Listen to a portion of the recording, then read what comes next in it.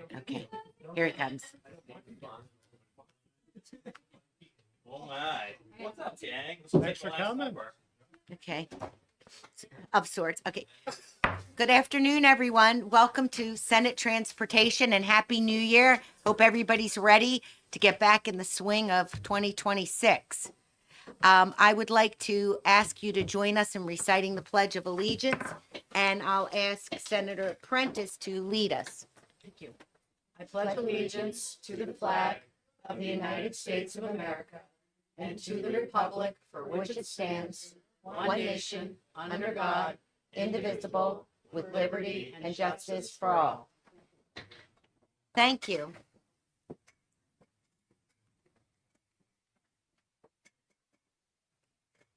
We will now open the hearing on Senate Bill 499, and our Honorable Senator Birdsdale will come forward.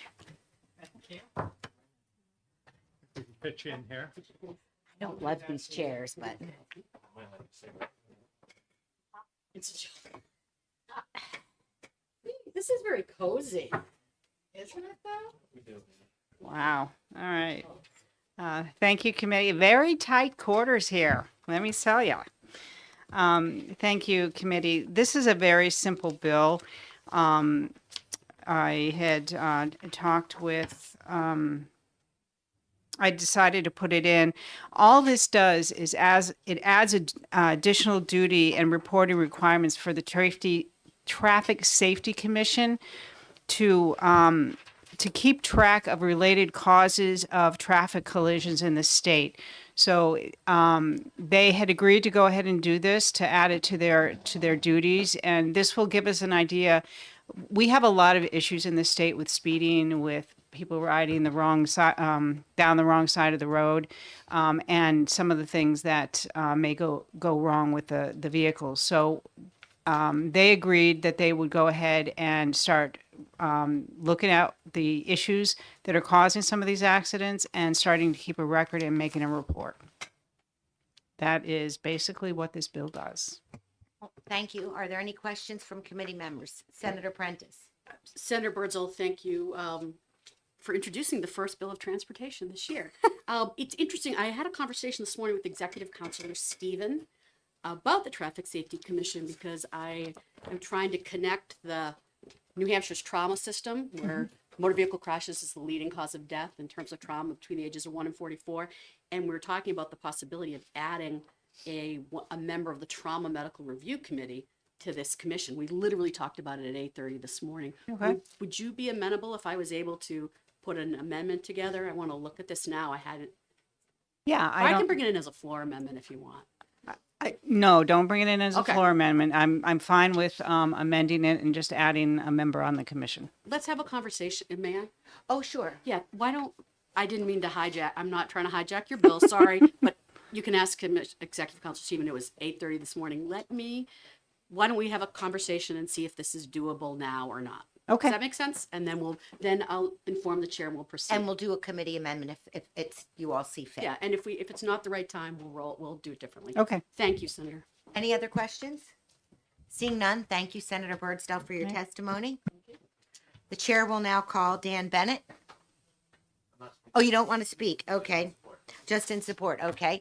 Are there any other members of the public that would like to speak? Commissioner, please come forward.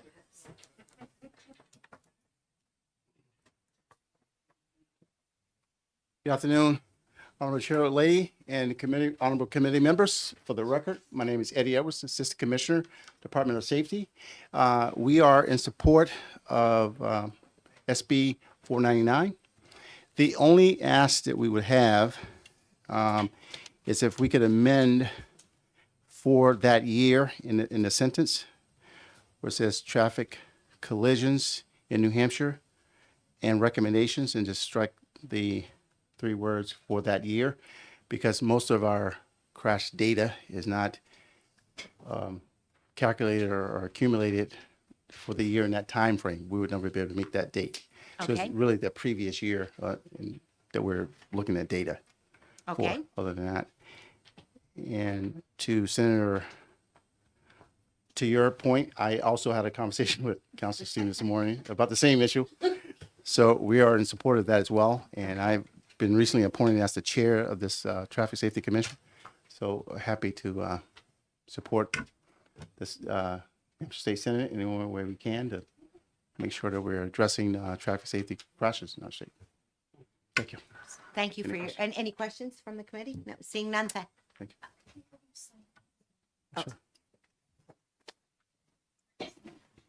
I'll just say that a comment that we can do a committee amendment for both things at once.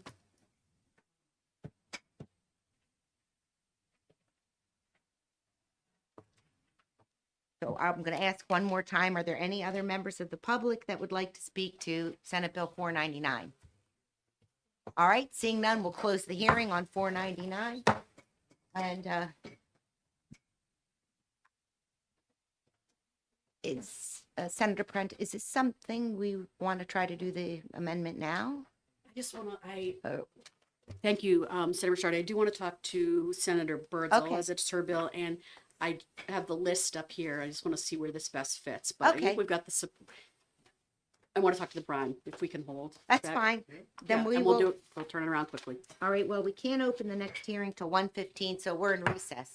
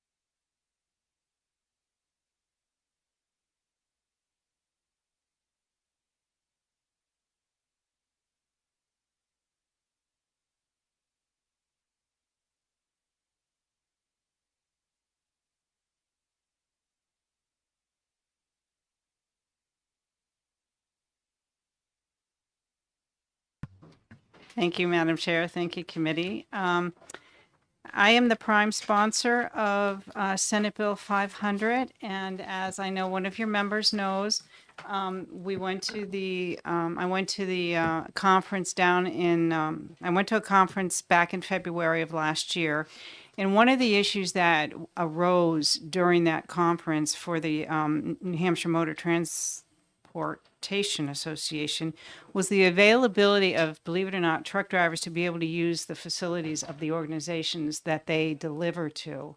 So sometimes what happens is you have 18-wheelers or people who are delivering product to a facility, and they may be 5, 6 deep. So it may take a couple of hours to sometimes upwards about 8 hours for that organization, for the organization or the store to unload their product.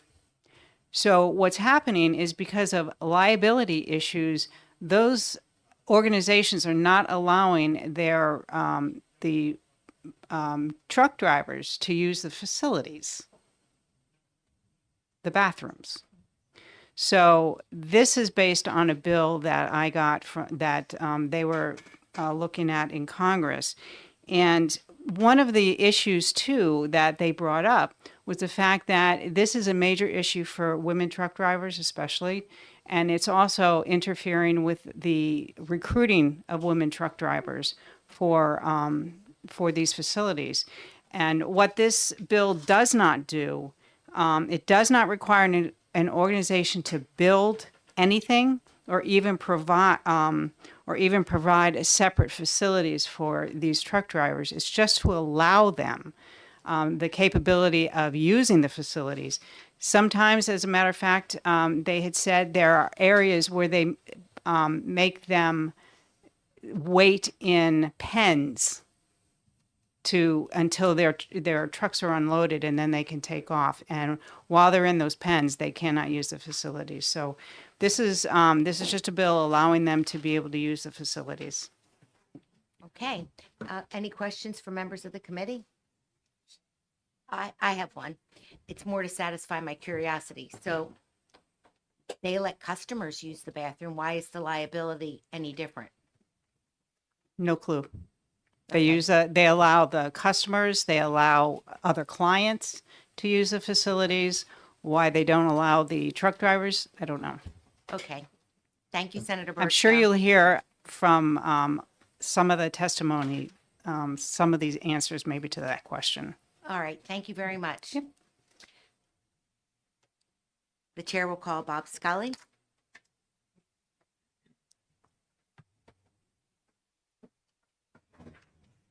Good afternoon. Welcome. Good afternoon. Thank you. Madam Chair, members of the committee, for the record, my name is Bob Scully. I represent New Hampshire Motor Transport Association, our trucking industry in the state of New Hampshire. So I am just going to submit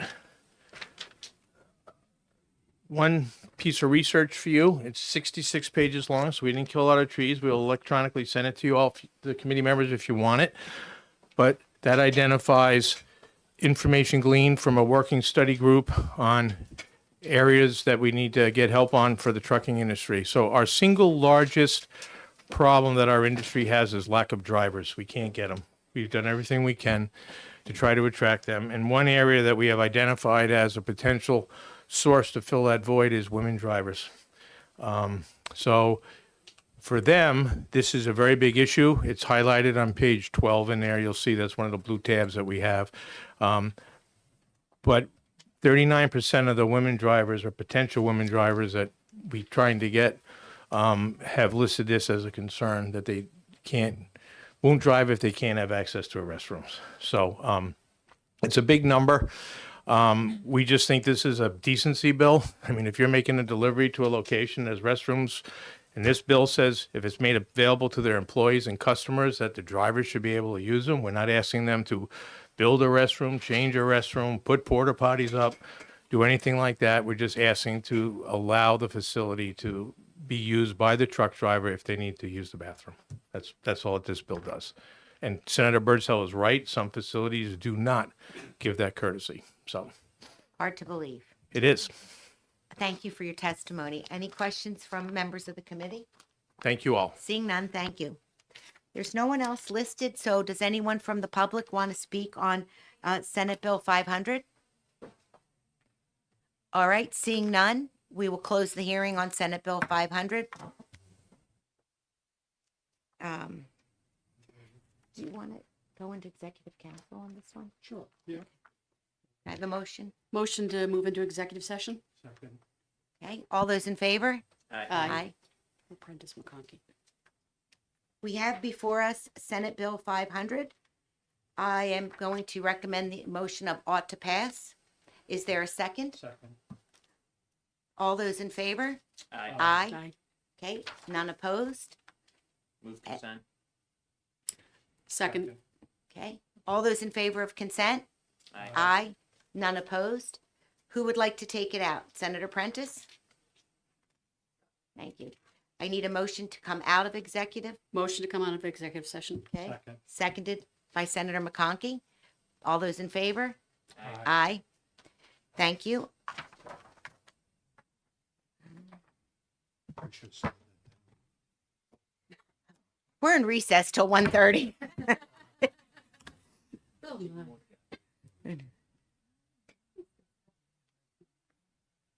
Is the Wi-Fi really slow in here? Is that my imagination? Like both my phone and this.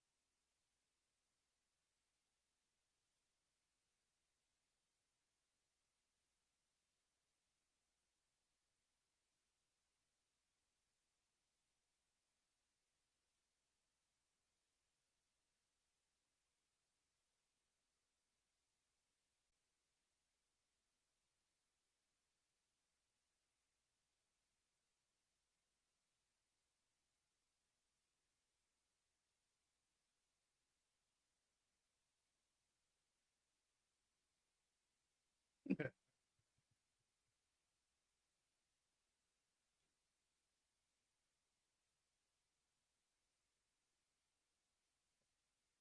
afternoon again. We will now open the hearing on Senate Bill 469, allowing the Director of the Division of Motor Vehicles to adopt administrative rules regarding the use of electronic signatures. Welcome, Senator Lang. Thank you, Senator Ricciardi. For the record, I'm Senator Tim Lang. I cover the Lakes Region, Senate District 2, from the Lakes Region all the way up to Campton and Thornton up in the North Country. Before you, it's just a modernization bill. Again, as things change, technology changes, and we want our state agencies to change and adapt with them. This bill was brought based on a conversation I had with a company called Carvana, which you may be familiar with. That's the online car selling company. They do very limited business in New Hampshire because we don't allow e-signatures. And they're a completely online company. We require a wet signature on our paperwork. So this bill has modernized the statute. In talking to Carvana afterward, and we're talking to insurance companies and tow truck operators, all of which was in support of this bill for various reasons, whether it's salvage titles or title reclamation. So they were also all in favor. Worked with Executive Director Marosco over at DMV. They're also in favor of this bill and are actually eager to see it come in. So again, I just view this as a modernization bill. As far as I know, there was no opposition whatsoever in anybody I talked to regarding this bill when I brought it up to try to find out whether it was safety or DMV or the business operators. They were all eagerly anticipatory for it. That's it. Okay. Pretty straightforward. Any questions from members of the committee? All right, well, thank you for your due diligence on that. The chair will now call Dan Bennett.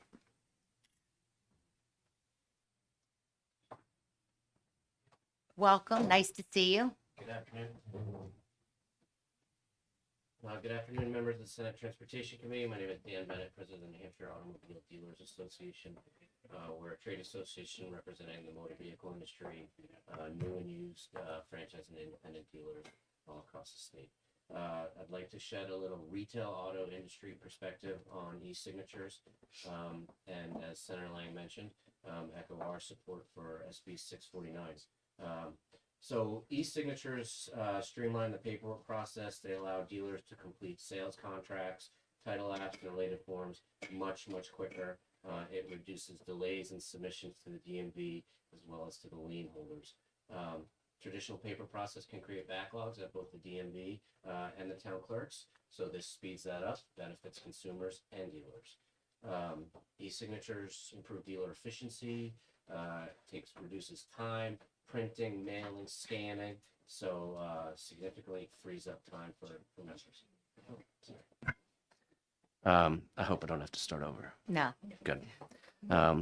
So e-documents enhance accuracy and reduce errors. Fat fingers goes away. Automation significantly reduces those errors, and it results in less time spent by the seller notifying the DMV or notifying individuals that documents need to be corrected and then in turn resubmitted. So obviously, accuracy and error reduction are critical. E-signatures continue with the DMV's vision of moving to electronic transactions. It benefits dealers, lenders, the consumers, and the DMV. Buyers also, benefit directly from e-signatures. It makes the car process a little bit easier, the buying process, faster financing, which leads to quicker delivery of the vehicle. So the consumer gets their new wheels sooner, and that's what they want. E-signatures also provide strong audit trails and security controls, and they lend themselves to significantly reducing fraud. So that's a benefit for consumers, dealers, law enforcement, and again, the DMV. All states throughout New England and the country are moving towards this e-registration, e-title, e-lien, and digital title systems. So it keeps us up with all of our neighbors and in the car selling process, our competition. So I guess with that, I'll wrap it up and take any questions if there are any. But I wanted to just shed a little light from the brick and mortar on the ground, selling perspective of a New Hampshire automotive retailer. Thank you for your testimony. Are there any questions? Seeing none, thank you very much. Thank you. We will now call Jennifer O'Leary and John Marasco. If you want to come together, that's fine.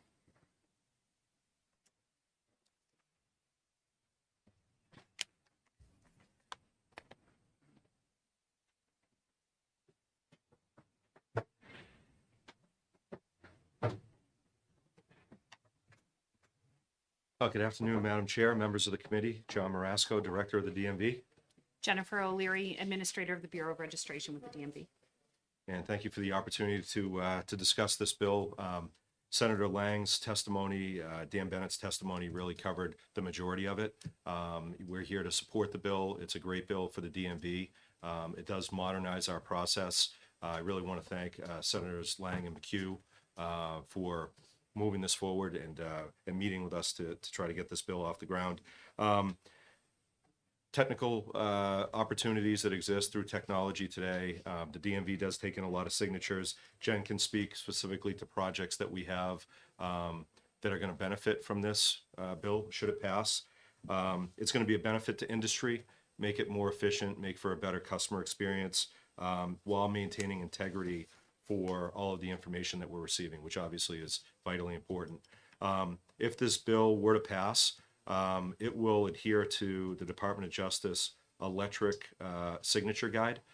So we're going to make sure we meet all criteria through the law to implement e-signatures at the DMV, as well as working closely with the Department of Information Technology and making sure that it's fully compliant with all system architecture and information integrity that would come through for these projects that we have. And e-title, as Dan Bennett mentioned, that's a huge project right now for the DMV that's active, and Jen is one of the project managers on that. And then Ralph Cresta, who's here on record request for tow operators. The passage of this bill would help Ralph and his industry. So with that, I'd like to turn it over to Jen. Thank you, Director. So this bill will allow the DMV to accept electronic signatures for certain documents, including certificate of title applications and DSMV 505 forms, when approved through rulemaking. Electronic signatures can actually improve fraud prevention by creating clear authentication and audit trails while reducing the risks that come with handling paper documents. In turn, that helps protect both the motor vehicle record and the consumer. The division is already moving forward with technology projects, like the director said. E-title is one of them. And this legislation provides clarity needed to move forward with these efforts responsibly.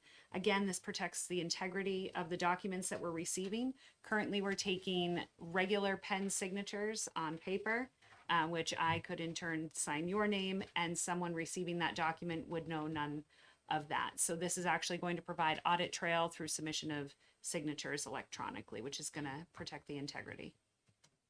Thank you. Are there any questions? I have one. Is this going to save the department money? More. It's an interesting question. I think the on the efficiency side, when it comes to the processing for our employees, to be able to better take the information in quickly, electronically, just like everything that Jen is doing for e-title. I think you'll see maybe not a direct cost savings with the implementation itself, but the byproduct of it will be a better use of employee time. All right. Thank you. Yeah. Thank you. Seeing no other questions, thank you for your testimony. Thank you, sir. Chair will now call Kathy Reinstein. Am I saying that right? And Kate Horgan. Good afternoon and welcome. Thank you, Madam Chair, members of the committee, Kate Horgan and Kathy Reinstein from Carvana, and I'll turn it over to Kathy to talk about our support of the bill. Thank you, Kate. Senator, Vice Chair, members of the committee, my name is Kathy Reinstein. I am the Head of Government Affairs for the Northeast region for Carvana.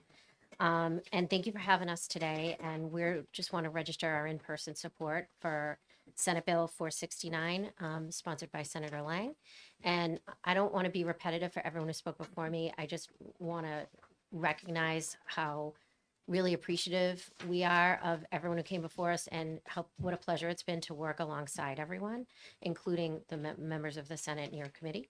And we also are submitting a letter of support to all of you. And if anyone has any questions or wants further information for us, I can try to answer the questions now, and I can provide you further information. Well, thank you. Are there any questions? Seeing none, thank you. Thank you. Let's see. The chair will now call Mark Binder and Wendy Poulot. Hi, welcome to Senate Transportation. Thank you, Madam Chair. Both Wendy and I are with Copart. We are a auction company that was founded in 1982, and we are located in Candia, and since about 2011. Our primary business is auctioning total loss vehicles. So you probably might not have ever heard of Copart, but basically we take total loss vehicles from insurance companies, and after settlement, we sell the vehicle for the insurance company. So it's kind of closes the claim, so to speak, for them. And we have 31 employees in the state, and we also sell for businesses, dealers, and individuals. We sell thousands of vehicles in the state. I mean, it's more than you can probably imagine. We're probably the largest customer for the department, actually, the Department of Motor Vehicles. We would, I know Senator Lang supplied an amendment, and we want to thank him for adding that amendment to this bill. And we ask for support for the Senate Bill 469 with an amendment to remove the notary requirements, and it's a very targeted situation. This targeted situation is for total loss claims that are settled with an insurance company. These types of vehicle transfers are a high risk, high stress moment, not a high risk, a high stress moment for customers. They have a total loss, they're without a car. How do they go get a notary when their car's in Wendy's lot waiting to be settled? This removes a burden, and it's a very low risk title transfer. We believe that the electronic signatures are a modern way of processing the titles and the secure documents. We also think we know it decreases the time for the vehicle owner. Because if you think about it right now, it could be multiple days or multiple weeks for a customer to get paid for a vehicle, because they have to get documents shipped to them, they have to sign them, and then have to get it notarized and then shipped back to the insurance company. If this amendment is accepted and passes, all this can take place in one phone call. Madam Chairman, you could have a call for the settlement and agreement, sign the documents, and get paid all in one phone call. So I think you can see how this could really benefit the consumers during let's be honest, it's not a very good time in their life. So that's, and because notarizing typically requires face-to-face contact, and that's especially challenging. I mean, Wendy and I were talking yesterday, and she had 3 people come to her yard yesterday to get notaries, and Wendy's a notary, and it wasn't a good situation because they had to find somebody to take them to her yard. That's just one day, have something notarized when it could have been easily done over the phone. Over the internet. This concept has been documented and supported by AMVA as well as NHTSA. NHTSA regulates the Truth and Mileage Act of 1985, and AMVA, for a better word, is an organization of DMVs. It's I don't want to say a trade group, but it's like I guess it is a trade group in a way for DMVs. Every jurisdiction is members of AMVA. We ask for support of the amendment, and if you have any questions, both Wendy and I are here to answer them. Thank you. Are there any questions? Not a question, but just a statement that I suffered a total loss once and had to rent. It took well over a week to get this done, and I was afraid to drive at that point, but I had a rental car that entire time until I could get all the paperwork run through to then buy to purchase the next vehicle. So I can have personal experience to see how this could be beneficial. Thank you. It appears that it would streamline things. Any other questions or comments? Seeing none, thank you for your testimony. Thank you, Madam Chair. Okay, we have Ralph. Oh, I can't see that. Prester, it is. Okay, thank you. I didn't want to have to put these on. I just had That's all right. cataract and I want to get my money's worth.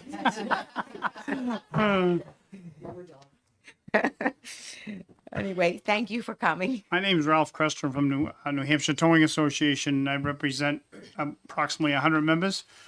We are for this bill. It's going to speed up the paperwork on abandoned cars so we can get the paperwork back as quick as possible and get the consumers, find out who the consumers are, so we can get them notified as soon as possible, so it's not an extending burden on us storing cars for a long time. Other than that, everybody else has said just about everything else. Okay. You have any questions? Any questions? Seeing none, thank you for coming and testifying.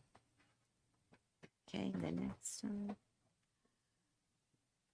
The chair will now call Commissioner Betancourt.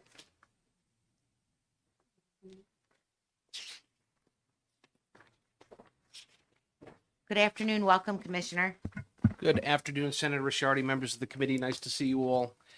For the record, my name is DJ Betancourt. I have the pleasure of serving as the Commissioner of the New Hampshire Insurance Department. Hiding in the back are two of my colleagues, James Fox, who is the head of our Property and Casualty Division, and Emily Doherty, who is our P&C counsel. Appreciate the opportunity to testify. I will say I've been crossing things out of my testimony as I've heard others before me, so I too will try not to be repetitive. And I want to thank Senator Lang as well for bringing this forward. We as a department are always looking for opportunities to make the processes that we deal with and that the consumers that we work with deal with, and try to find ways for them to be more efficient and more easier for them to navigate. And for us, as Senator Lang said, this legislation is about modernization. It's about bringing New Hampshire's insurance and motor vehicle processes into alignment with how consumers, businesses, and governments already operate in the 21st century. Today, New Hampshire remains one of only 15 states that still requires a wet signature on title-related documents, such as powers of attorney, odometer statements, and titles to settle a total loss auto claim. That makes us a bit of a national outlier, and it creates delays, as Senator Prentice mentioned, for consumers that are unnecessary, inefficient, and frustrating. And again, to Senator Prentice's point, that frustration and that difficulty comes at the moment when they are most vulnerable in a lot of ways. A serious loss of that kind is traumatic. We see it with consumers that we work with every day. And so by allowing the use of electronic signatures in that process, it may seem like a small change, but it has a really outsized impact for consumers.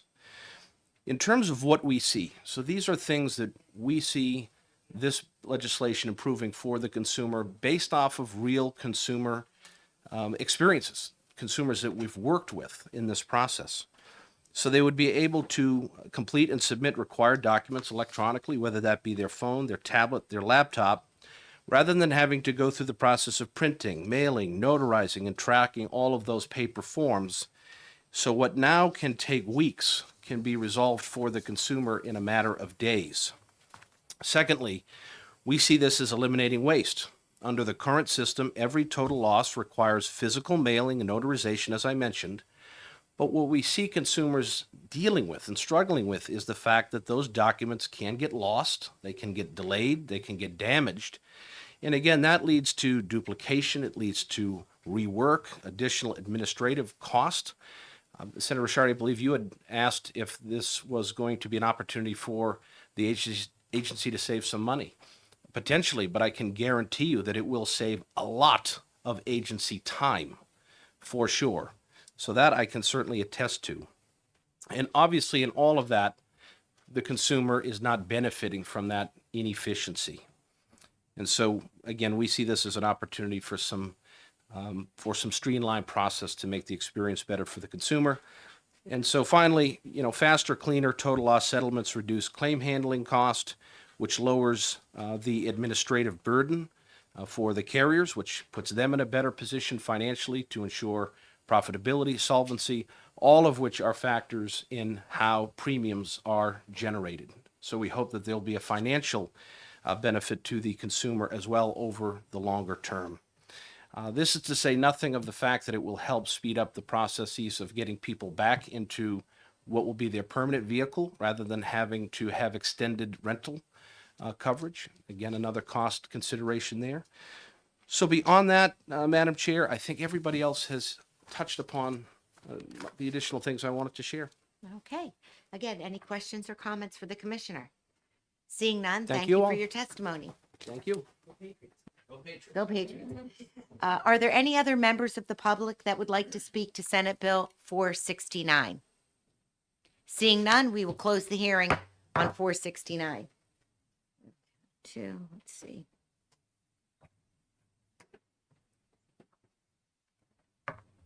Oh, yeah. We will now open the hearing on Senate Bill 629.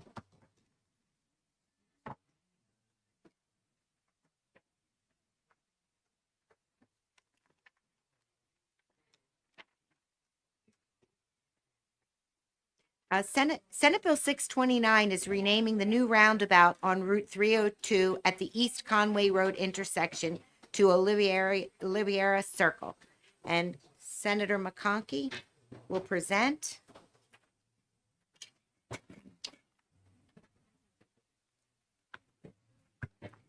Thank you, Madam Chairman, esteemed members of the Senate Transportation Committee. For the record, my name is Mark McConkey. I proudly represent the good people of Senate District 3. I'm before you today to introduce Senate Bill 629 to name a new roundabout in Conway at 302 intersection of East Conway Road, the Oliviera Circle. Thank you for that. Pamela Clarkson, sitting to my left, contacted me to request the placement of a sign and to honor her sister Catherine and her husband David, who were riding their motorcycle through this intersection and were struck and killed by an oncoming vehicle. It is my sincere hope that this new roundabout, which was constructed just this year after this loss, will calm traffic passing through. The intersection will offer solace to Pam, her family, and myself each time we pass by. Madam Chairman, I request that you find Senate Bill 629 ought to pass, and I'm happy to answer any questions. Pamela, did you want to say anything? Yeah, I kind of wrote something that's not real long, but. Okay. Please. And also, we come from 2 hours away and we had a lot of family members that wanted to write letters. So I made 5 copies. You can give it. Okay. And let me say before you begin, I'm terribly sorry for such a great loss. Thank you very much. Good afternoon, Madam Chair and fellow senators of the Transportation Committee. As you can tell, I don't do this very often. I reside in Westport, Massachusetts, but I also have a home on East Conway Road in New Hampshire. We've owned it since about 2010, which is the road that the accident actually occurred on. It was at the end of that road. I'm the sister of the late Catherine Oliveira, who, along with her husband, David, were the victims of the fatal motorcycle accident at intersection of Route 302 and East Conway Road. It happened on Labor Day, September 3rd, 2018, and it was by far one of the worst days of my life. I'd like to begin by thanking you all for allowing me to present a request to name the new Rotary Oliviera Circle in memory of my beloved sister and her husband. I cannot think of a better way to honor their lives. No better way to remember them, and at the same time provide a sure symbol of the state's commitment to learning from tragedy and taking action to save other lives. I truly appreciate your time and attention to this very important matter. It means a lot to me and the family and the friends of Kathy and David. I would also like to thank Senator Mark McConkey for patiently and respectfully answering all my calls and returning them, and graciously guiding me through the application process. I'm also grateful for John Eastman, who's our town administrator in Conway, who showed me nothing but deep compassion and support. And I thank Mary Seavey, who's the chair of the select board, and the entire board for voting all in favor of placing the sign on the Rotary. Finally, and most importantly, I can't begin to explain the peace I feel when approaching the new Rotary. which I have to do every time I leave my house to go into town. In the past, every single time I stopped at that stop sign at the end of my road, I would have a feeling of fear and anxiety. I would feel so sad and would even have a detailed vision of them being slammed on the side of their motorcycle, and then I vision them, their bodies, their lifeless bodies lying in the road. At times we were considering selling our home that we loved so much, just so that we would not have to experience that horrible feeling. But I'm happy to say that for some reason, by adding that rotary, slowing everyone down, and changing the appearance of the intersection, it has totally taken away all of those dreadful feelings I had. So I thank you from the bottom of my heart for that.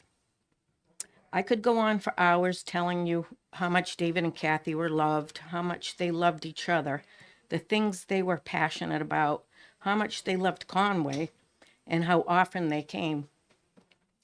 The impact this has had on their friends and families, and especially their 3 adult children, and my dear mom who depended on them daily. She has since passed, and I'm sure partly of a broken heart. I can talk about how much their loss affected Kathy's students. She was a teacher in New Bedford schools for over 20 years. David's co-workers, he worked at Lowe's in Dartmouth, and it just goes on and on. There were so many people that could not be here in person that asked if they could write letters of support. So I will share all of those letters with you today. I believe there is at least 20, and one that was written and signed by 14 of our family members, 4 of which were there with them and witnessed the accident. I do not expect you to read them all, but with your permission, I would just like to share a few heartfelt snippets before we conclude. It will just take a few minutes if I have your permission. And Of course. Okay. But I thank you so much for your time. I beg you to please consider naming the new Rotary Olive Era Circle in memory of my beloved and amazing sister and her wonderful husband, David. I would be forever grateful. Sincerely, Pam Clarkson. So I just have one letter that came in last night from my aunt who lives in Florida, who really wanted to write, and it's quick. She said, Pam, I've made several attempts at writing a letter to support you. Every time I start, I get so emotional, and I can't get past the first paragraph. I remember the phone call from your mom like it was yesterday. The heartbreak in her voice was so overwhelming to me. I can't imagine what you are all going through. Please know that I am supporting you 100% on this endeavor, but I just can't talk about it. How great Kathy and David were. 2 incredible people that left us far too soon. Good luck tomorrow. And let the senators know that this has to happen for 2 wonderful people. And I just have just a couple more, but this is from my cousin Keith, who lives here in New Hampshire. My name is Keith Medeiros. I'm a resident of New Hampshire and a retired police officer of 30 years. I'm writing this letter in support of my cousin Pamela Clarkson, who is presenting a proposal today for naming the Rotary in North Conway in memory of my late cousins, Catherine Olivera and her husband David. It was an extremely unfortunate incident that took the life of 2 wonderful people who were parents to 3 children and unfortunately will never get to meet their grandchildren who were born this past year. Kathy was a school teacher in the city. She grew up in New Bedford and devoted her life and her career to making a difference in her students' lives. And they all loved her for that. I personally feel that it would certainly be appropriate to honor them in this way. It will never take away the pain of losing them or the loss that we feel, but it would be a place where her loved ones could remember their love for New Hampshire, as well as raise awareness for the road dangers. Thank you. That's it. So are there questions or comments from the committee? Well, I know this was difficult for you, but I hope that you will have closure and some peace. Thank you. Okay, thank you. Thank you. We will now call Lee from the New Hampshire Department of Transportation.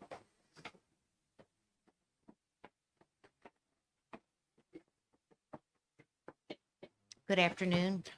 Good afternoon, Madam Chair and committee members. My name is Lee Baronis. I'm the Bureau Administrator for the Bureau of Traffic at New Hampshire DOT. I'm also the State Traffic Engineer. The department does not take a position on this bill, but I'm here to provide any answers to questions there may be, and at least to introduce myself and to the sponsor, as if this becomes law, we would be the ones to arrange for any signing that would occur. Okay. So open for questions. Otherwise, it would be our honor to take care of this. Thank you so much for that testimony. Do my committee members have any questions or comments? Senator Prentice? Thank you for coming before us. So my question for you, I was a city councilor in Lebanon for a long time, and we constructed some roundabouts and considered some others because of traffic calming. And I recall, although I don't have immediate access to it, the data that was presented that showed that this actually was, a traffic calming measure. Does the department have? I mean, I just want everyone to be aware, like this is a real strategy and implementation for traffic calming. So I know Yes. you're not taking Yep. a position, but you have Sure. data to back this up. Oh, sure. In think this it's so- case, it's a done. Oh yeah, it's already the done. roundabout but is there, it's but so important. But the department is very supportive of roundabouts in most instances. There is definitely a traffic calming mechanism. Yes. And we found them to be successful in many instances. Mhm. They do. The key is that they slow traffic speeds. And so if there are conflicts and collisions, they're usually low speed, fender to fender type of thing without the T-bone or high speed crashes. So these are effective mechanisms. They're not inexpensive. And we wish we could use them, apply them more places, but we're glad that this occurred here. Not that we were able to Be part of a solution. implement to, a roundabout. Yeah, Yes. it's excellent. Thank Yes, you. I sure. just wanted to put that on the record. Thank you so much. Okay. Are there any other members of the public that would like to speak to Senate Bill 629? Seeing none, we will close the hearing on 629 and we will open the hearing on Senate Bill 649, increasing fines for using a handheld mobile electronic device while driving a motor vehicle. A long walk. Oh, yeah. Thank you, Senator Fenton. Well, thank you, Madam Chair and members of the committee. For the record, I am Senator Donovan Fenton. I represent District 10. And today I am here to introduce Senate Bill 649, which increases fines and add license suspension for repeat offenses involving the use of a handheld mobile device, electronic device while driving, and enhanced penalties when that violation contributes to a crash. I'm sure you guys read the headlines almost every day. We hear about another car crash here in New Hampshire, and far too often those car crashes are caused by distracted driving. We see the headlines about families losing loved ones, first responders rushing to the scenes that never should have happened, and communities left grieving losses that were entirely preventable. Distracted driving is becoming more pronounced, more dangerous, and more deadly. This bill's a strong bipartisan effort to strengthen public safety in New Hampshire roadways. The New Hampshire Office of Highway Safety reports that in 2023, we had 127 fatal crashes. That's just fatal crashes, not all crashes. And fatal crashes are up 42% in the last decade. And at least 5 to 10 of those fatal crashes are attributed to distracted driving. I also serve as a member of the Governor's Highway Safety Task Force, and one of our core goals is reducing distracted driving. And over again, we hear the same message from law enforcement, safety experts, and first responders that the current penalties are not enough to change behavior, particularly for repeat offenders. I respectfully ask that you support Senate Bill 649 and help make New Hampshire's roads safer for drivers, passengers, pedestrians, and first responders alike. I'm happy to take any questions. Any questions? Thank you for bringing this forward, Senator Fenton. Thank you. And the chair will now call Bob Scully.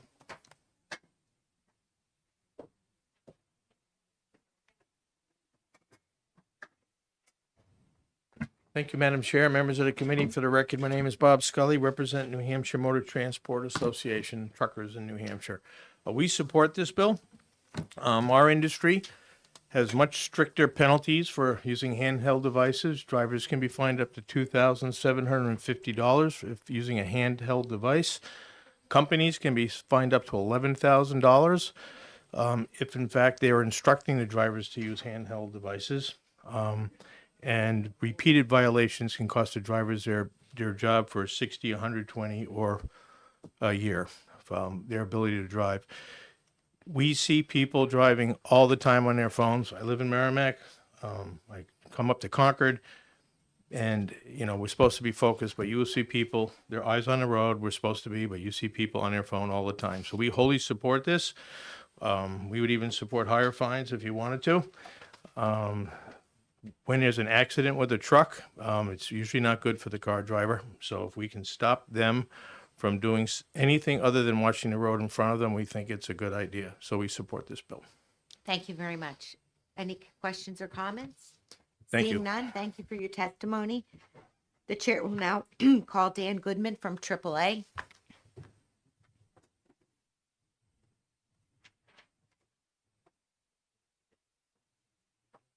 Welcome, Dan. Nice to see you. You as well. Thank you. I thought blue was good. Red is good. Red is go. For the record, my name is Dan Goodman, Manager of Public Affairs and Traffic Safety for AAA Northern New England. Thank you, Chairman Ricciardi and members of the committee for having me today. I come to you in support of SB 649. Distracted driving remains one of the most serious and preventable threats to traffic safety in New Hampshire and across the country. In the last reported year, 2023, 3,275 people were killed nationwide in crashes involving distracted driving. That's averaging 9 people every day lost their lives to distracted driving. And we know that number is vastly underreported. Despite the widespread awareness of this danger, this risky behavior continually persists. A recent AAA survey from this year found that 97% of drivers said scrolling social media while driving is extremely dangerous. 94% said texting is extremely dangerous. 90% say reading on a handheld phone is extremely dangerous. Yet in the same survey, almost 30% of drivers admitted to texting, 37% admitted to reading text messages, and 36% admitted to talking on a handheld phone while driving. So there's this gap between attitudes and behavior that highlights the need for stronger deterrence and consistent consequences. We also believe it's very important for these sort of laws to be guided in research. There is a study that assessed penalties and that effect on distracted driving, and it found that there was a reduction in self-reported texting while driving following the implementation of stronger penalties. AAA is also actively engaged in this comprehensive approach here in New Hampshire. We have partnered with the New Hampshire Office of Highway Safety to develop a distracted driving public service announcement that is currently airing on television and across social media. This campaign is designed to reinforce the dangers of distracted driving and help shift these social norms by reminding drivers that safe driving requires full attention. Public education efforts like these are critical complement to strong laws and meaningful penalties. In addition, I currently serve as a member on the Governor's Special Task Force on Highway Safety and as a current appointed member of the Traffic Safety Commission, where Senator Fenton mentioned distracted driving is an ongoing focus in our work. Across these efforts, there is broad agreement that reducing distracted driving requires a coordinated strategy that combines strong laws, consistent enforcement, and sustained public education. We support this bill, and we hope that the committee will. If you have any questions, I'd be happy to answer them. Thank you, Dan. Any questions or comments? Thank you, Dan, for taking my question. You said 9 people every day. Is that across the country? Thank you for the question. Yes, that is across the country. Okay, thank you. I just have a comment. It is helpful if you put your phone on Do Not Disturb when you're driving. You can reduce your temptation. That's what I do. Thank you for the question. That was the impetus for our video that is airing right now. It is to ask people who have a phone to put it on Do Not Disturb while they drive. Great idea. You're welcome. Thank you very much. Thank you. The chair will now call Tracy Beauberge.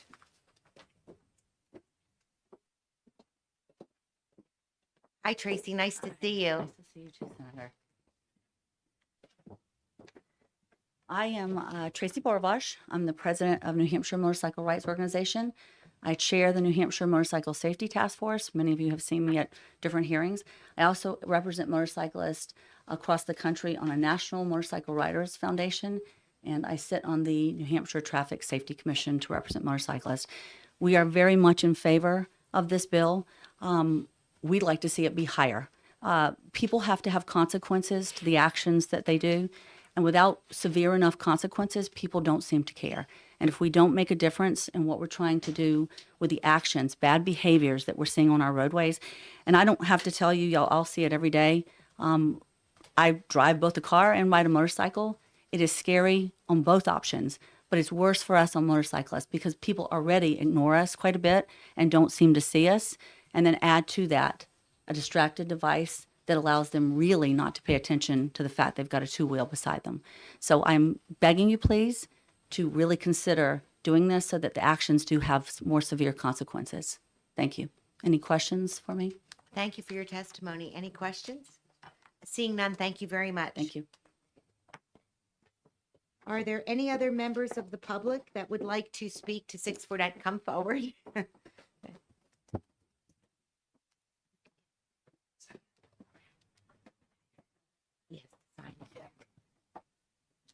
I'm sorry, I was in the other, in judiciary. You are forgiven. Thank you.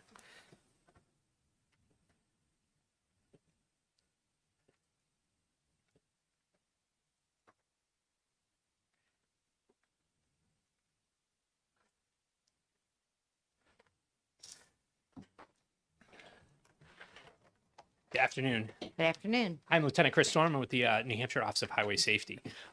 Obviously, we are always in favor of anything that helps prevent or reduce distracted driving on our roads here in New Hampshire.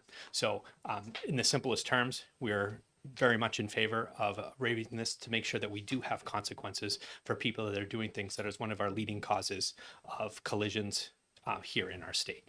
So the Department of Safety, the Office of Highway Safety is very much in favor of increasing these fines. Any questions or comments? You know, as the prime sponsor, I didn't want to go too high on the fines just to test the water to see what, you know, was out there.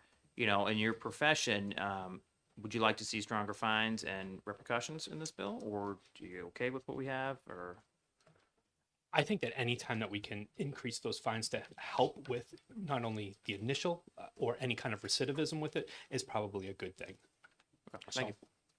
I have a question. Or in the past, when I've spoken to some of the troopers and police officers, and they've seen that an individual is texting and driving, and then they try to pull them over, they say, no, you know, I wasn't. And I've been told that the officer doesn't have a whole lot of bandwidth to really, they can't take the phone. How do you navigate that? Well, Senator, that is a very tricky situation, right? We don't, obviously, without a warrant, can take someone's personal belongings, and we don't want to do that if we can't. We're hoping with this kind of penalty and with those laws that are in place that we can actually act upon that and then do that. Once you have that kind of severity, I think that probably stops people from doing that. All right. Thank you very much. Welcome. Anyone else? Well, thank you for your testimony. Thank you. Again, I'll ask, is there anyone else from the public that would like to speak to Senate Bill 649? Seeing none, we'll close the hearing on 649. Oh. Yes. Madam Chairman, I'd like to make a motion to go into executive session. Second. All those in favor? Aye. Aye. Okay.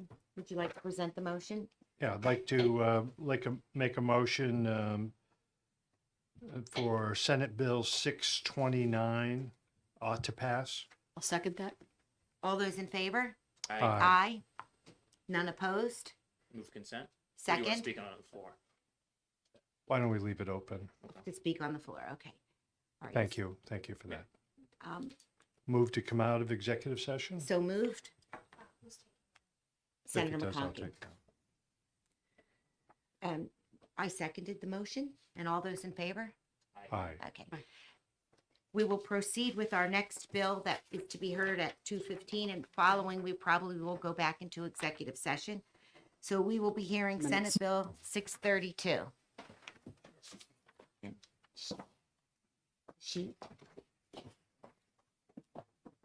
Madam Chairman, if I might, my constituent. Of course, welcome. Thank you. I feel like I just saw you. You did. Wish you could do it in the same room. It would just be so much more convenient for me. We'll make And it a work. little bit cooler. Yeah. And roomier. Yeah. Come here. Oh, you are? Yeah. Oh, Yeah. do you want to sit over here so you No, can? I'm fine now. No. That's why I got hot. You closed the window. Sorry, we can open it again. I can restore It my is body cozy. temperature. Yeah, it's hot. Senator Fenton offered to give you his jacket. What a gentleman. I know. Yeah, small children. Well, we welcome Senator Reardon. Thank you, Madam Chair and members of the committee. I'm here to introduce Senate Bill 632 relative to a certain highway sign in Concord. And you may be familiar with the sign if you're coming north just before exit 12, just prior to T-Bones or adjacent to T-Bones. There's a sign right there that was approved by this legislature back in 2003 because signs aren't allowed within a certain number of feet of an interchange exit. So that sign is there now, and the owner of the sign would like to transfer the opportunity of advertising on that side or promoting events on that sign to either the Chamber of Commerce or a nonprofit here in Concord to advertise events that are happening here in Concord, historical events, cultural events, all kinds of opportunities. It would be a great boost to our downtown area for somebody at that point, juncture of being on the interstate to have plenty of time to exit the interstate in time to do that. And the impetus to come visit Concord is something that we would appreciate in the generation of revenue that it would mean for our downtown. There's lots of conditions about what can be on that sign, and I will leave that to Mr. Dupree to explain to you. Thank you.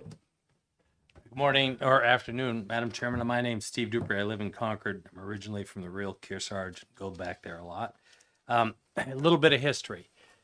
Where you see the Irving truck stop, that used to be at the exact same level as the T-Bones in Hilton True. And there used to be a hotel there called the Brick Tower Motor Inn, which was built in 1958. Mr. Wilk built that hotel and he put his sign up and he just barely beat the interstate being finished. He predated the interstate. According to my research, the record is 1958 that the interstate went right through Concord. So he was exempt from the regulation that says you cannot have a sign within 500 feet of the start of an exit ramp. He also predated Concord's sign ordinance, which didn't even come into existence till 1967. When I bought the hotel, I kept the sign there. And when we tore down the hotel and sold it to Irving and watched them lug all that dirt out, we came back to the legislature, and in 2003, because it was a pre-existing sign, really pre-existing, was given permission to have it as an off-site sign. And the reason at the time we had built the Courtyard by Marriott where we did at the request of the city so that they didn't lose grant money for the Grapponi Conference Center. And back then, before there were apps, 393 was a visual barrier. You couldn't see the hotel until you went by 15W. And the visitor center for the chamber and the chamber offices were there. So we had the courtyard and the visitor center. We turned off the lights on the sign once the chamber moved because we still, even with it unlit, like 2 or 3 times a month, somebody will see visitor center, get off, go into the Grapponi Conference Center and ask where the visitor center is. And it's on South Main Street. So I don't have need for that sign. On the other hand, I'm a big believer that a vibrant downtown is what builds a sense of community. Concord's very fortunate to have a great downtown and a lot of not-for-profit events that happen here, like visit our historic State House on the weekends when it's open, and no real effective way to advertise it. So some people say, well, why didn't you give the city of Concord this authority? And the thinking's very clear on that. Concord as a city has to defend its sign regulations in court all the time, in part because they have such an outdated sign ordinance, I would argue. That's the lawyer in me, but we'll let that go. And they have had to defend closing down electronic signs. So the city of Concord really doesn't want to be in the position of owning a sign where they control the messaging that would be electronic messaging and then having to argue in court sometimes defending that nobody else can have one.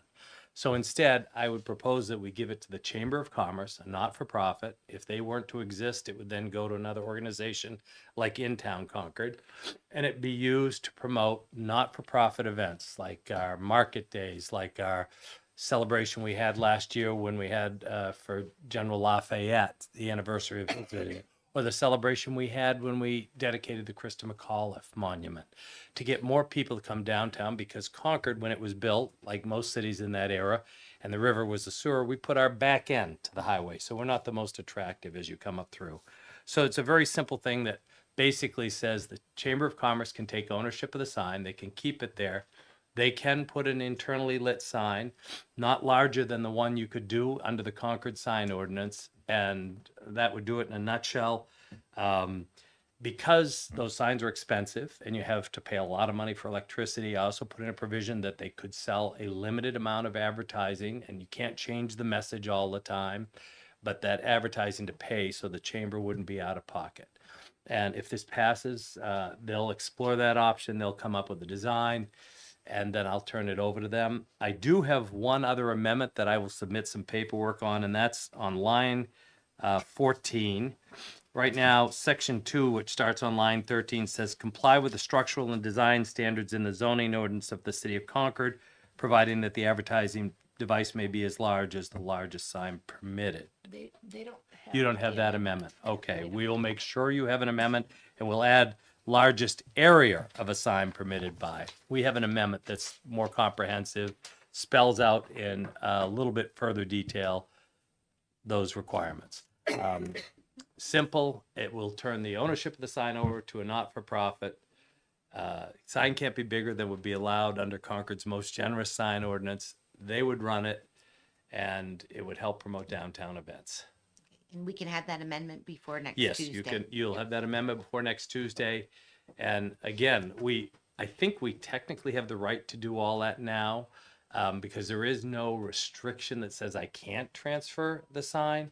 But because the law, when I wrote the proposed legislation in 2003, it specifically referred to me owning the sign. And it literally said no design standards whatsoever. And it's sort of been kind of a conundrum for the city, you know, whatever Steve Duber wants to put here, did the sign ordinance apply? Does it not apply? Does our zoning? So it just clarifies all that. Okay. Any questions or comments from the committee? Seeing none, thank you so much. Thank you. Chair will call Lee again from NHDOT.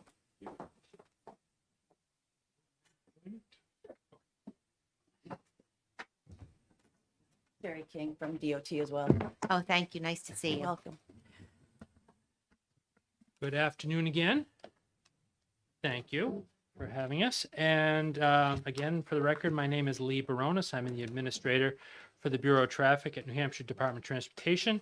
Part of the Bureau of Traffic is the Office of Outdoor Advertising Control.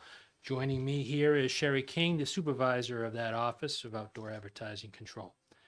The department does not take a position on this bill, but we're here to provide some basic information and to answer questions, provide our observations. Also, the department prepared a fiscal note for the proposed legislation. A brief history. The Highway Beautification Act of 1965, it was a banner year. That was when I was born. And subsequent amendments were established in part to control outdoor advertising along America's highways. To quote, protect the public investment in highway and promote safety and recreational value in public travel. This federal act was codified into Title 23 of U.S. Code, Chapter 131, and that's currently in effect. In a 1971 agreement between the state of New Hampshire and the Federal Highway Administrator, the state agreed to effectively control outdoor advertising consistent with the Highway Beautification Act. The state subsequently established statutes under RSA Chapter 236, Sections 69 through 88, and associated administrative rules, TRA 601, consistent with the Highway Beautification Act and the 1971 agreement. And the Office of Outdoor Advertising Control facilitates compliance through permitting and enforcement. Regarding the proposed legislation, among the many provisions of the outdoor advertising control statutes, off-premise advertising within 660 feet of an interstate highway and visible to highway motorists is prohibited within 500 feet of the highway interchange, which is what you heard in the previous testimony. So that would not normally be allowed under state statute, and it's not allowed under the federal statute, federal code.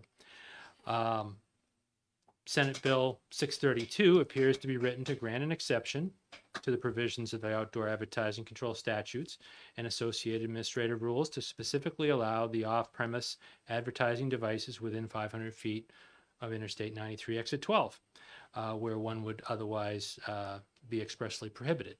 In this case, it's the particular sign that is there is allowed by state statute through that legislation.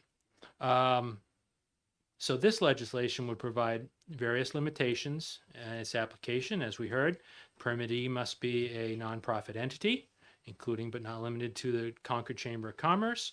The sole purpose of the device is to advertise nonprofit places and events sponsored by Concord-based nonprofits in downtown Concord, and shall comply with municipal approvals and otherwise comply with the outdoor advertising control statutes. What's not limited in the legislation is whether multiple qualifying entities could each erect a sign. It does not refer to an existing sign or the existing location. It's more general than that. It does not indicate that signs would be excluded from the limited access right-of-way. And the type of advertising device, such as a two-faced sign or digital advertisement, could be allowed. It's not limited by the statute. I'm sure the intent was there, but I'm just saying the letter of the statute does not limit these things. So benefits, as we heard, they provide an opportunity for advertising for nonprofit destinations and events. They, because of the close spacing of interchanges along I-93 in Concord, the outdoor advertising control regulations do limit the number of locations that are available for off-premise advertising in the area. But there are some concerns with it. While this legislation would make an exception in the statute, it does not make an exception in the federal law or the original agreement between the state and Federal Highway.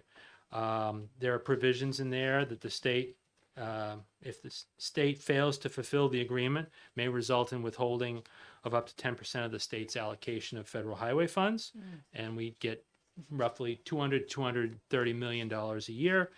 So that's a $20 to $23 million potential loss of federal revenue that could be withheld until corrected.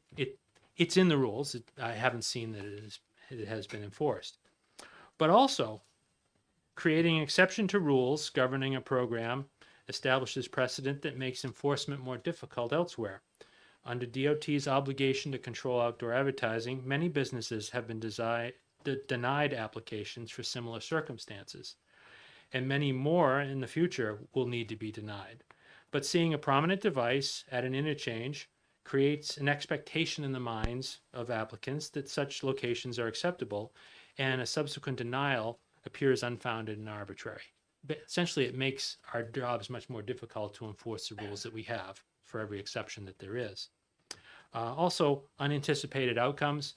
Would the advertising be out of character? Again, the legislation did not indicate the circumstances for this. I'm not questioning what would happen or what the intent is. But if a different nonprofit puts up a sign or what have you, there may be advertising that seems out of character.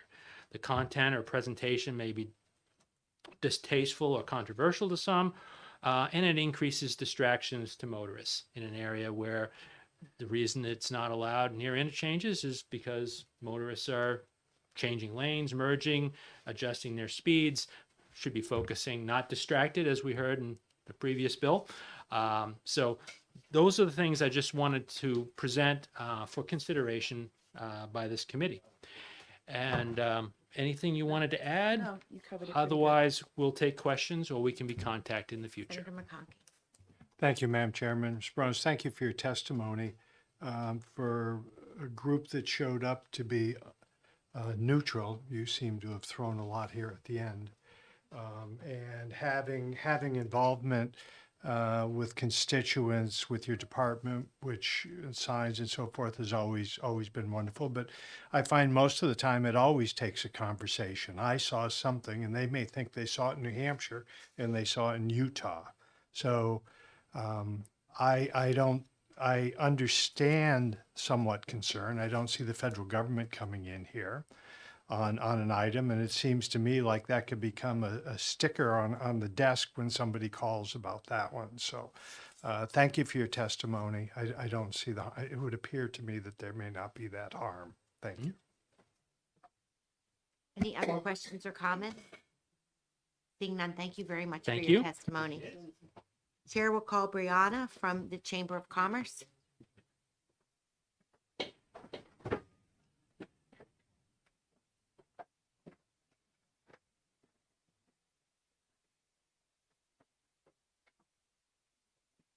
Good afternoon. Welcome.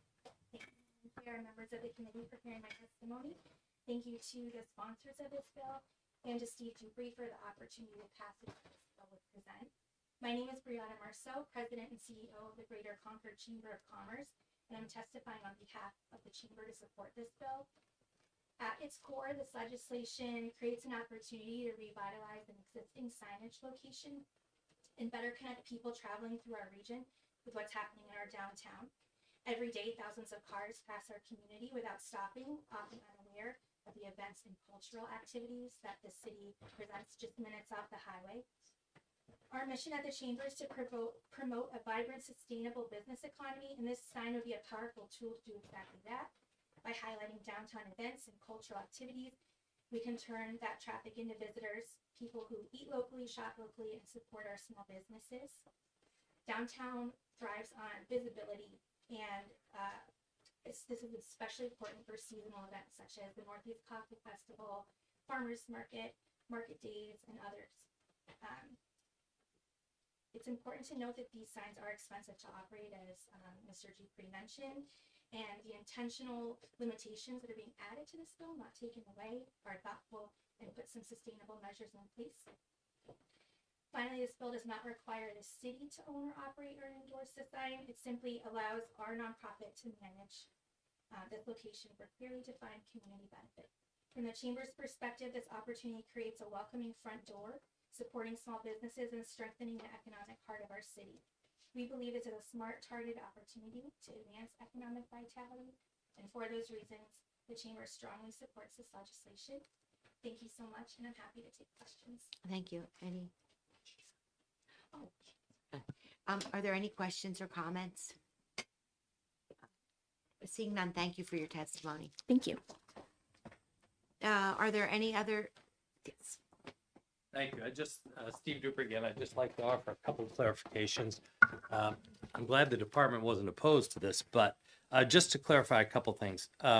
The amendment makes it very clear that the sign has to be located on the same parcel as the existing sign, which was the same parcel that's been in existence since 1958. And while I'm very respectful of the hierarchy of Lady Bird Johnson's federal bill, this sign predates federal legislation. I think there are a half dozen around the state. When I did the research in 2003, there were a number of those signs that literally predated the Highway Beautification Bill. And I think there's some pretty good court precedent where the sign or the property right existed prior to the passage of a federal law. If you want to eliminate it, you then have effectively made a taking. So we tried to I actually think under the current bill, if I wanted to keep this sign, all it says is I have to do is comply with the city of Concord. I could go to Concord and just change the sign regulations and do this. This was an attempt to make sure it stayed in the hands of a not-for-profit, didn't have commercial messaging, limited how often you could change it as an exception in recognition that this was an exception to the generally accepted rules on outdoor advertising. So I want to make sure I understand clearly. You're saying that this really wouldn't apply to the federal law. So We it would not- predate it. It's predated. So therefore they could not withhold any highway. Well, it'd be a fund. great argument. I would think they'd be hard pressed to withhold federal funding for a law they passed subsequent to a sign existing. You either have to exempt it or you have to make the person whose property rights you've taken away whole. Okay. That was my question. Anybody else have a question? I'm sorry if I could. Back So I cannot remember the location, but I believe you also, Mr. Pre, have property in Kearsarge. Was that what? Yes, Just so if yes. you happen to have a sign up there, we could probably use that for our chamber also. Well, the chamber up there is a great one and it could use all the help too, but I don't think I have a pre-existing sign. I got a park up there in the corner with Dupree Park, but yeah. Any other questions or comments? Thanks. All right, thank you very much. Okay, again, I will ask, are there any other members of the public that would like to speak to 632? Yes.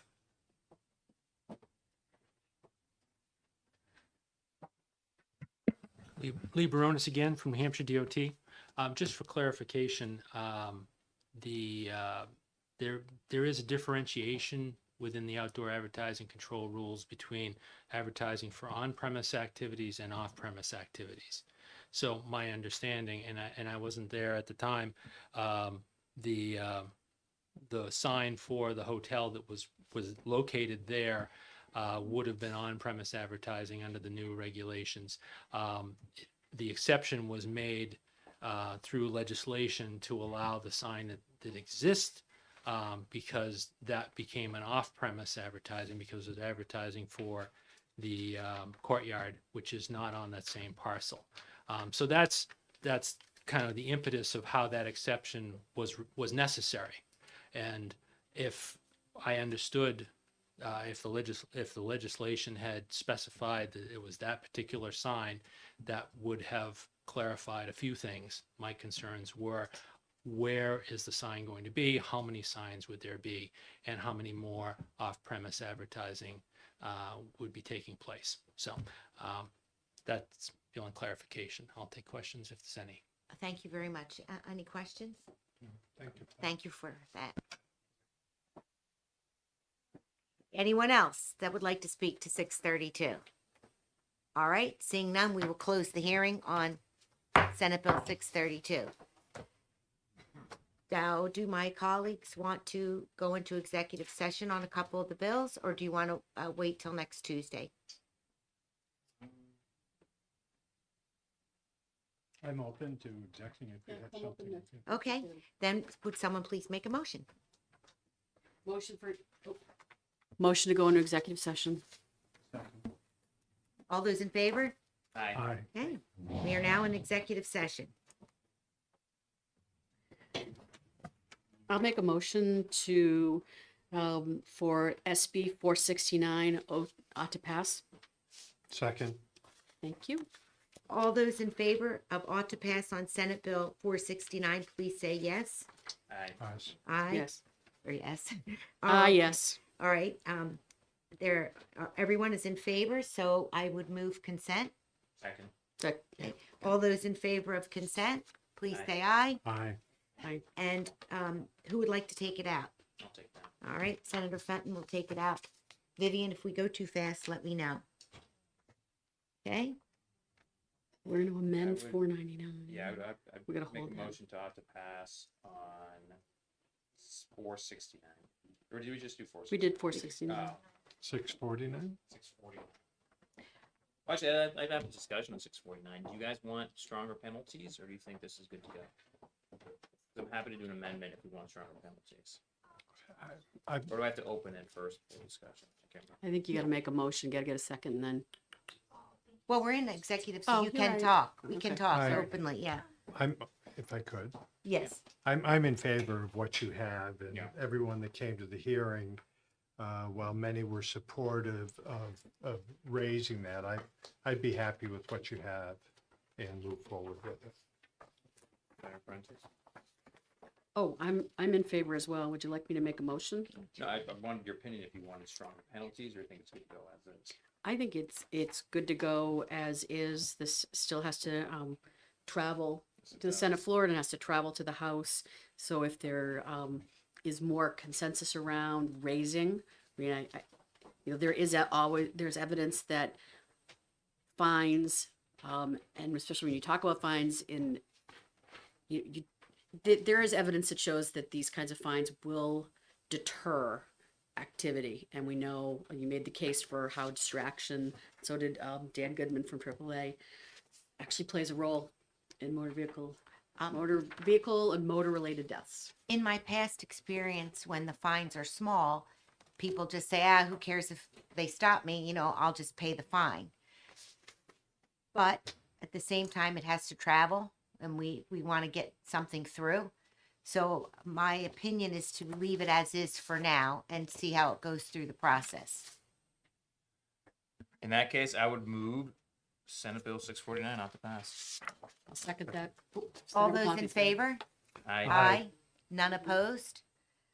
Move consent, or do you want to speak on the floor? No, move consent. Okay. Yeah. All those in favor? Oh, second. I'll second it. Okay.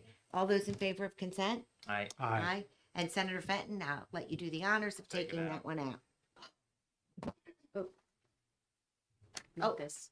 Oh, I don't I- think we can do anything else. But you know what? I think we may need to reconsider 469. Was there an amendment to that?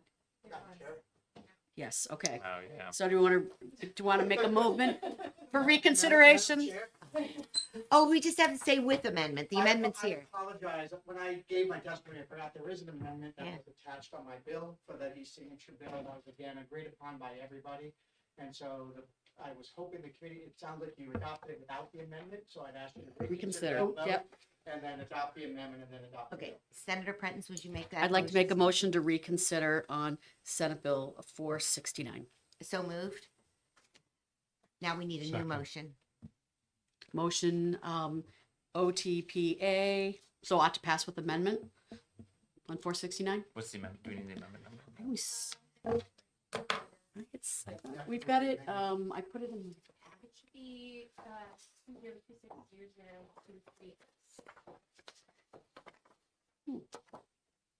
No, we talked about it. I'm looking for.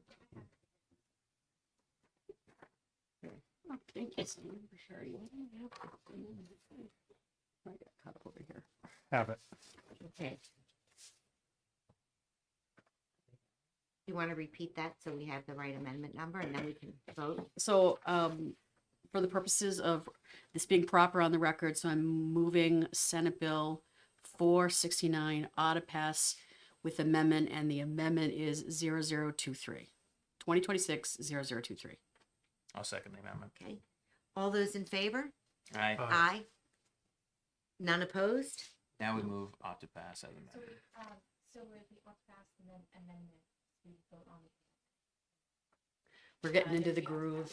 Been a while. Okay.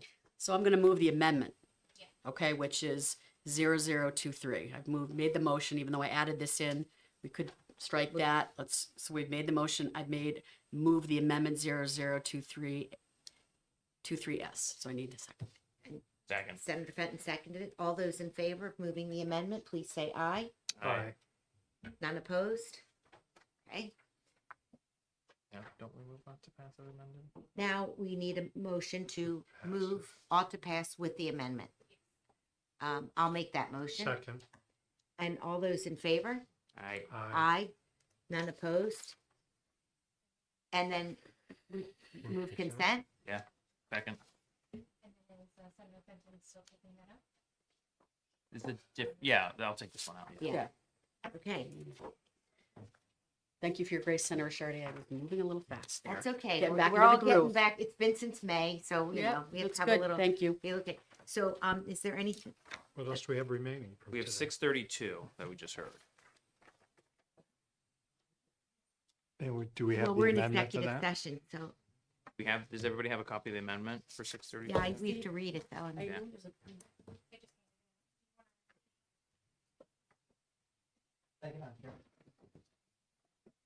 You're the chair, but I was just waving by.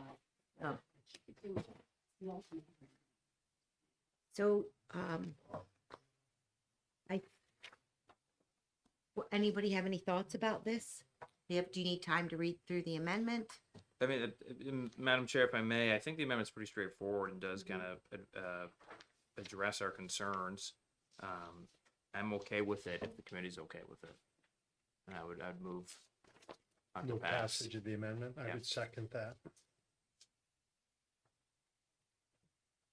All right, are you gonna make that motion? I would move on to pass on amendment 0007S.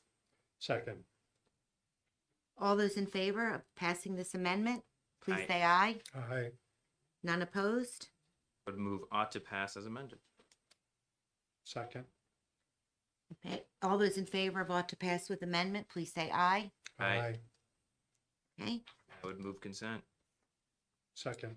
all those in favor of consent, please say aye. Aye. Okay, none opposed? I'll take it out. All right, Senator Fenton said he'll take that one out. And is there anything else we want to discuss today while we're in executive? Just to let you know, on the Traffic Safety Commission, Senator Birdsall and I may have found a place within the current membership to address my addition rather than adding a new position. I think we can, I've already contacted the Hospital Association Okay. to see if we can combine it there. So we'll still need to wait because I want to Okay. see that they'll do it, but I think we've got a plan. Plan perhaps for next Tuesday? Yes. Okay. Is there anything else? You're all amenable then. Great. No, I'd move to come out of executive session. Second. Okay, all those in favor? Aye. Okay. Thank you all for coming. See you next Tuesday. We did it. Same place, All right, we're same getting time. through. Thank you, everybody. I just kept going.